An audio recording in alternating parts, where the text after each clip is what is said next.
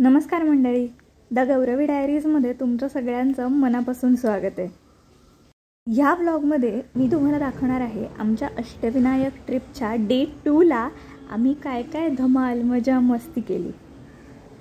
पण त्याआधी जर डे 1चा व्लॉग तुम्ही बघितला नसेल तर तो आपल्या चॅनलवर आहे, लगेच जा आणि तो व्लॉग बघा। तर आमच्या डे 2ची सुरुवात आम्ही अशा मस्त हॉटेलमध्ये नाश्ता करून केली। पुणे नाशिक रस्त्यावर मोक्ष नावाचं हे कमाल रेस्टॉरंट आहे। इकडचा ॲम्बियन्स तर मला खूप आवडला। त्यांनी सकाळी सकाळी छान रामरक्षा लावली होती आणि रामरक्षा ऐकत ऐकत आम्ही पोटभर नाश्ता केला। नाश्त्याची चव तर अप्रतिमच होती। मी जनरली बाहेर गेल्यावर साऊथ इंडियन प्रेफर करते, पण शिरा, आलू पराठा हे पदार्थसुद्धा इथे छान होते। पोटभर नाश्ता करून झाल्यावर आम्ही निघालो लेण्याद्रीला। आता आम्ही पोहोचलोय लेण्याद्रीला।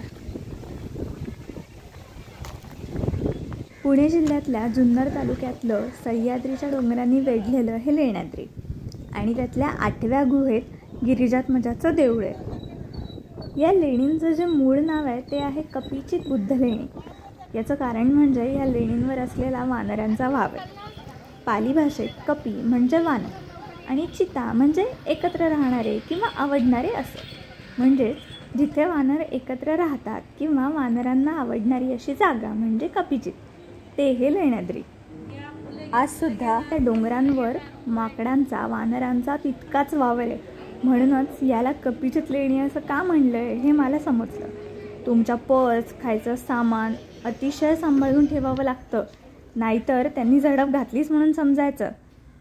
वर जाण्यासाठीचं तिकीट आहे 25 रुपये पर पर्सन आणि तुम्हाला ऐतिहासिक माहिती ऐकायची आवड असेल तर हा QR कोड स्कॅन केल्यानंतर एक डिजिटल ऑडिओ गाईड आपल्याला मिळतो।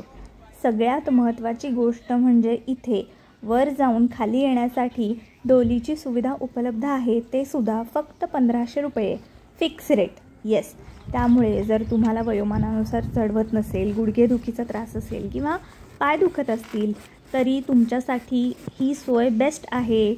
त्यामुळे आता तुम्ही सुद्धा लेण्याद्रीचं दर्शन एकदम निवांतपणे घेऊ शकता। मंदिरात जाण्यासाठी आपल्याला 307 पायऱ्या चढाव्या लागतात आणि तुम्हाला जर भीती वाटत असेल तर काही घाबरायचं कारण नाही, त्या लगेच चढून होतात। पायऱ्या चढून वर गेल्यानंतर असा मस्त कमाल व्ह्यू दिसतो। मी तर यावेळी पराक्रमच केला, हिल्स घालून मी लेण्याद्री चढली आहे। हिल्स घालून लेण्याद्री चढण्याचा पराक्रम मी केलेला आहे। मस्त दिसतं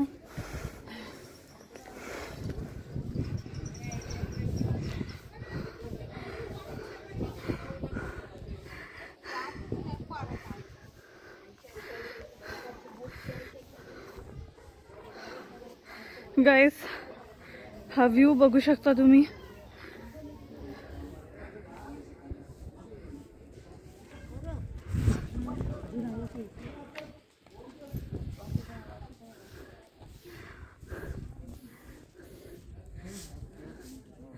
हा एवढाच आहे।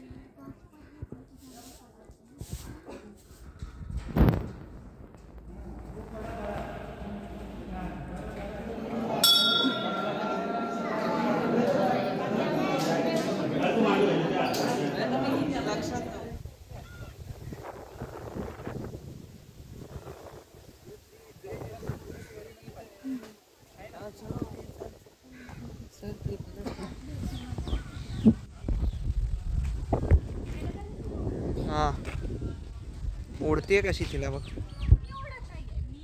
चल लिंबू सरबत पिऊ चल। लिंबू सरबत इज लव। आम्ही कुठेही गेलो तरी सुद्धा आम्ही लिंबू सरबत पितच असतो। डोंगरावर एक लिंबू सोडवा 3 सरबत। लिंबू सरबत हे आमचं सिग्नेचर आहे। जिथे जाऊ तिथे लिंबू सरबत पिऊ।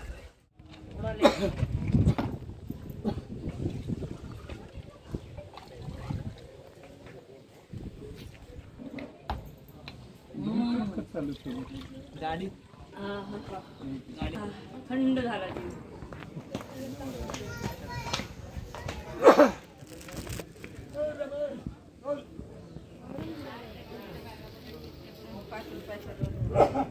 कितीला आहेत ह्या बॅग? ती ओके.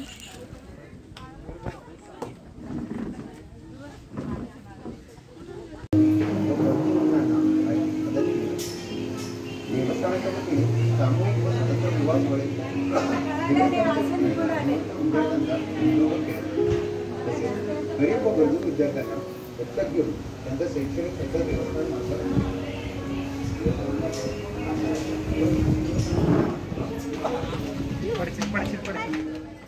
फक्त लेण्याद्रीलाच मला या अशा छान छान पर्सेस बघायला मिळाल्या आणि 150 रुपयापासून ह्या पर्स सुरू होतात ते मॅक्झिमम 300, 350, 400 वगैरे आहे याची किंमत.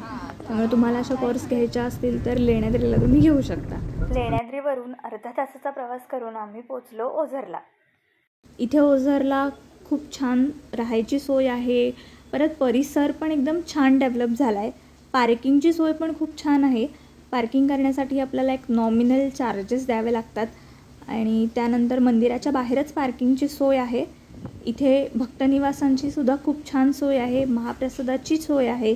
भक्तनिवासाचे जे काही डिटेल्स असतील त्याची लिंक मी डिस्क्रिप्शन बॉक्समध्ये देते.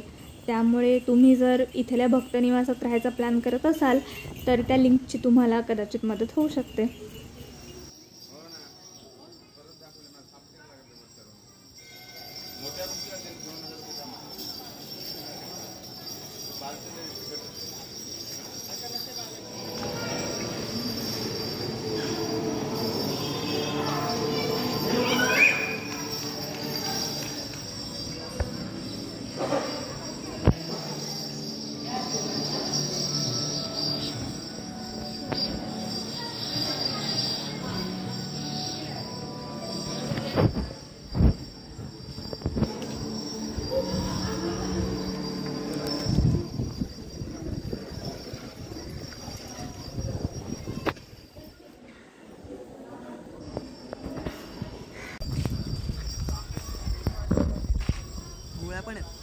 काही बंदूक घ्यायची आहे तुला?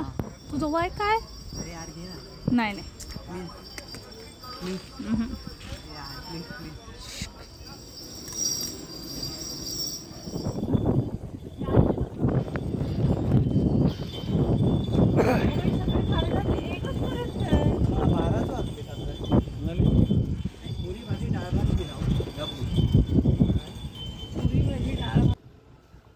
ओझरच्या महाप्रसादाची वेळ सकाळी 10:30 ते दुपारी 1 आणि संध्याकाळी 7:30 ते 10:30.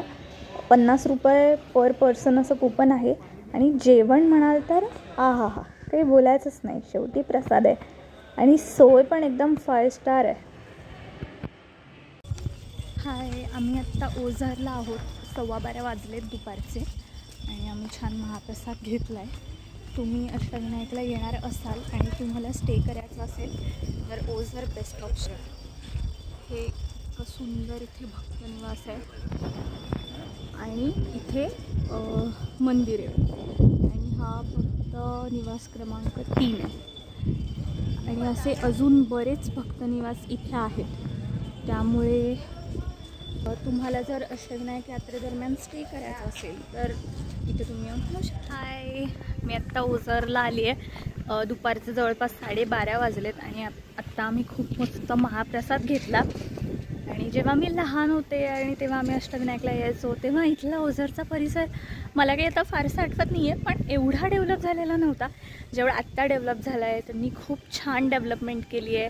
मंदिराच्या आजूबाजूचा परिसर, महाप्रसादालय, वॉशरूम्स आहेत इथे छान आहे. हे बायोडिग्रेडेबल काय आहे, बायोगॅस प्रकल्प आणि हा आहे इथला छान परिसर. आणि माझ्या माहितीप्रमाणे तरी ही कुकडी नदी आहे असं मला वाटतंय. तर हा असा छान मंदिर आहे. तिकडे मंदिर आहे, ते मंदिर आहे आणि हा मंदिराच्या आजूबाजूचा मस्त परिसर. ते संध्याकाळच्या वेळी जर तुम्ही इथे आलात तर मस्त तुम्हाला फोटोज काढता येतील. संध्याकाळच्या वातावरणात असं छान इथे कठड्यावर बसायचं आणि मस्त हा नदीचा व्ह्यू एन्जॉय करायचा. किती छान, किती छान वाटतं इथे सावलीत. तिथे बसायला पण काहीतरी ठेवलेत छान छान पेवर ब्लॉक्स. मस्त इथे बसायचं. संध्याकाळच्या वेळी तर इथे अजून छान वाटेल. आणि इकडे असं भलं मोठं पार्किंग आहे. आणि हा सगळा ओझरचा परिसर.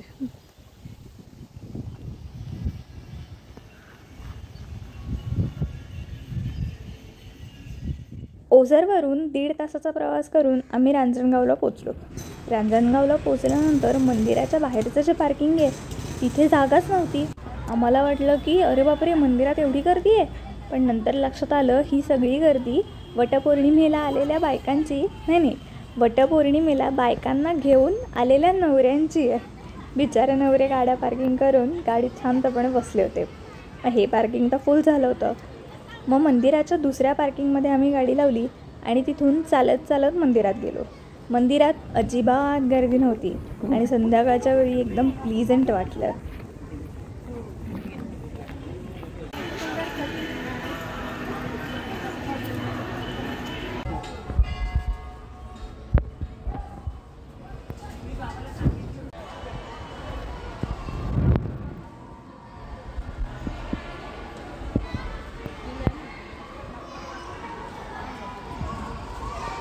हा इथे ॲक्च्युली आहे तो विरगळ आहे.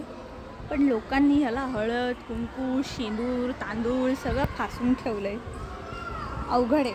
पण हा विरगळ आहे, देवाची मूर्ती नाही. हा रांजणगावचा परिसर आहे.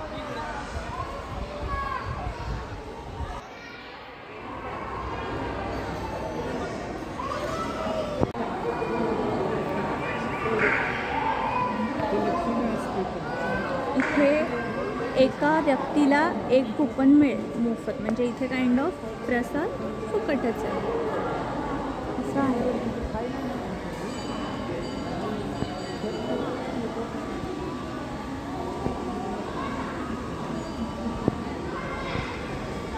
आणि इथे आहे भक्तनिवास. असा इथला परिसर आहे. इकडे मला असं वाटतंय खाली महादेवाचं मंदिर आहे. येस,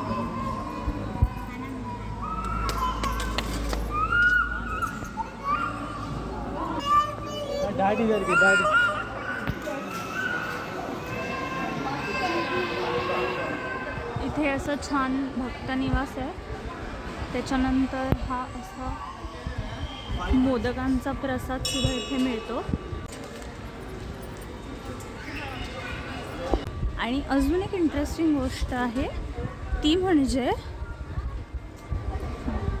एक मिनिट, हे ध्यान मंदिर जिथे मोरया गोसावींच्या पादुका आणि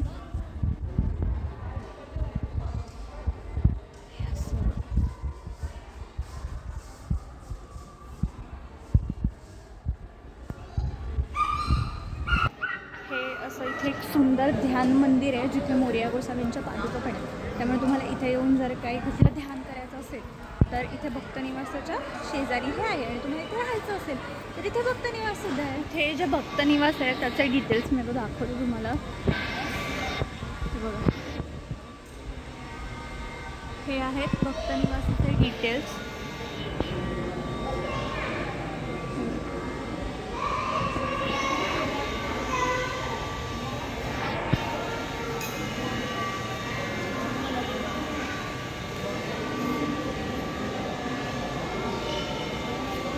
ते आहे मंदिर आणि हा सभामंडप आहे.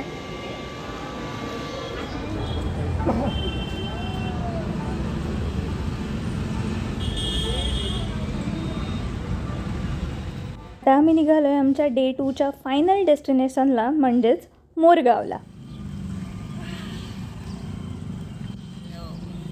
आम्ही आलो आहे आता मोरगावला. आता हा आमचा आजच्या दिवसातला शेवटचा गणपती आहे आणि आता आम्ही मोरगावला मुक्काम करणार आहोत. 4:30-5च्या आसपास वाजलेत.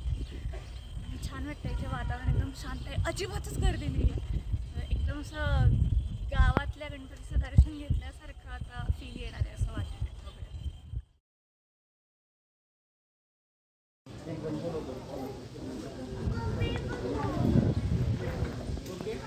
नंदी कासव सभा मंडपी.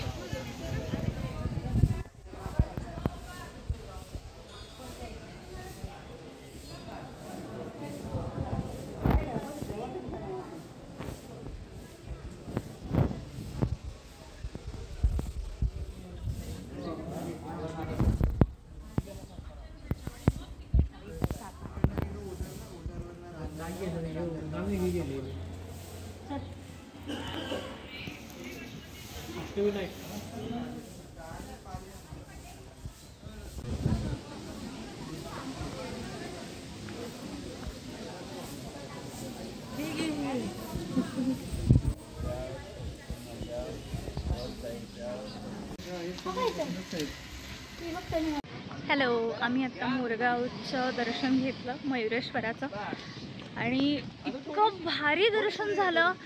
गेल्या गेल्या डायरेक्ट गाभाऱ्यातच. म्हणजे एकदा कधीतरी पूर्वी मी आले होते 5-6 वर्षापूर्वी, तेव्हा आम्हाला जवळपास 2-2.5 तास लागले होते लाईनमधून दर्शन घ्यायला आणि तेव्हाच माझ्या डोक्यात. आणि आता असं वाटलं की मगाशी मी म्हटलं तसं की असं गावातलं ग्रामदैवत वगैरे कसं असतं तसं दर्शन आम्ही घेतलं आहे. आणि आज आमचा मोरगावला मुक्काम करायचा प्लॅन आहे. त्यासाठी आम्ही एक मस्त होमस्टे घेतला आहे.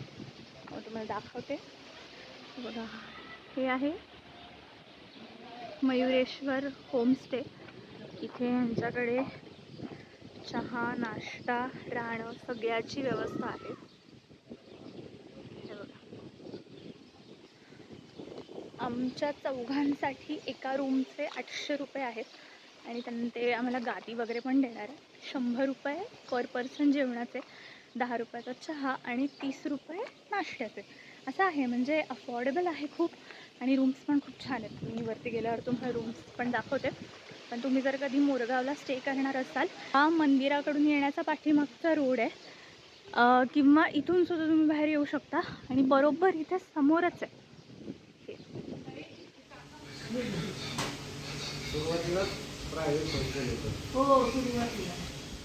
यांच्या घरी आम्ही राहिलेलो आहे. आम्ही आता ज्यांच्याकडे राहिलो आहे ते मंदिराचे मुख्य पुजारी आहेत आणि त्यांनी आम्हाला सगळा म्हणजे जो मंदिर उघडल्यापासून ते रात्री बंद होईपर्यंतचा दिनक्रम सांगितला. आणि आता त्यांनी आम्हाला असं सांगितलं की रात्री 7:15 वाजता आरती असते. वी आर व्हेरी लकी की आम्हाला ती एवढी मस्त आरती अटेंड करायला आता मिळणार आहे. एकदम मस्त निवांत चालली आहे ट्रिप. कुठेही घाई नाही, गडबड नाही, गर्दी नाही. मेन म्हणजे इतकी सुंदर दर्शन होत आहेत ना.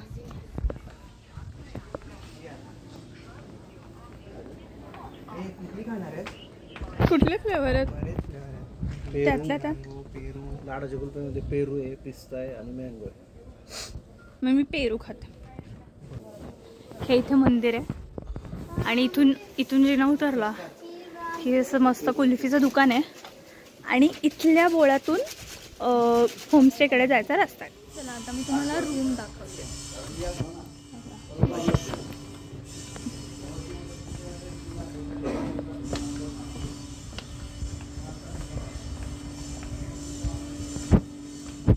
इथेच काढायचे आहे ना?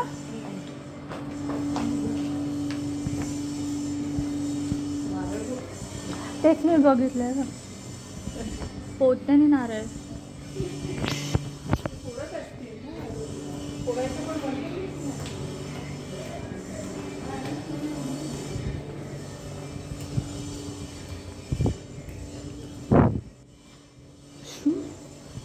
इथे एक रूम आहे, दुसरी आणि ही आपली.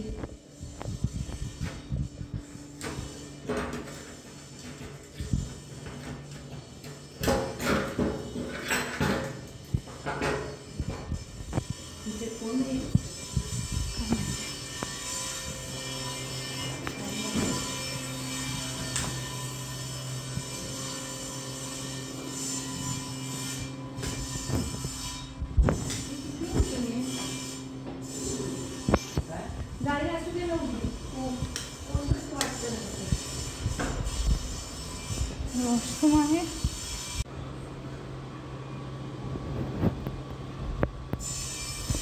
इकडे ह्यांच्याकडे सोलार आहे त्यामुळे पाणी पण येतं गरम.